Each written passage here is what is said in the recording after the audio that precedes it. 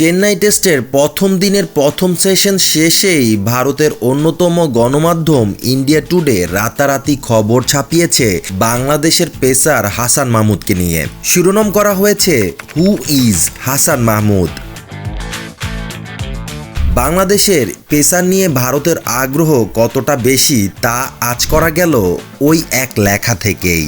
হাসান মাহমুদের ক্যারিয়ারের উত্থান আর পরিসংখ্যানের চিত্রটা ফুটে উঠেছে ইন্ডিয়া টুডের সেই খবরে।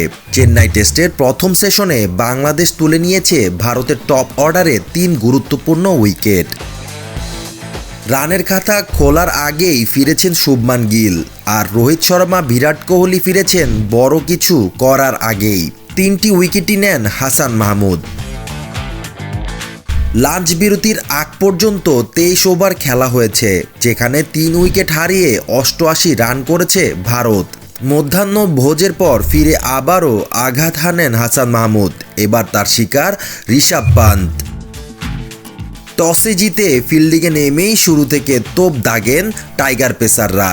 ইনিংসের ষষ্ঠ ওভারের প্রথম বলে হাসানের ভেতরে ঢোকা বলে রোহিত ডিফেন্স করতে গিয়ে ক্যাচ দেন স্লিপে। ব্যাটের কানায় লেগে বল জমা পড়ে প্রথম স্লিপে থাকা অধিনায়ক শান্তর হাতে। হাসানের লেগ স্টাম্পের বাইরের বল খোঁচা মারতে গিয়ে উইকেটের পেছনে ধরা পড়েন গিল।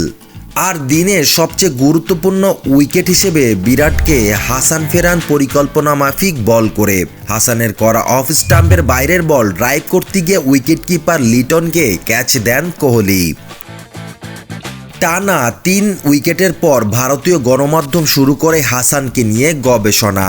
এমনকি ভারতের টুইটার ট্রেন্ডেও শীর্ষ 10-এ চলে এসেছেন বাংলাদেশের এই পেসার। চলছে টাইগার পেসারের দুর্দান্ত বোলিংয়ের প্রশংসাও। তবে ভিন্ন চিত্র ইনস্টাগ্রামে।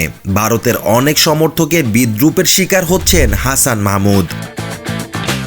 সামাজিক এই মাধ্যমে হাসানের পুরাতন ছবির নিচে হাজির হয়েছেন রোহিত কোহলি ভক্তরাও। হাসান ইনস্টাগ্রামে সর্বশেষ পোস্ট করেছিলেন গত 5 সেপ্টেম্বর।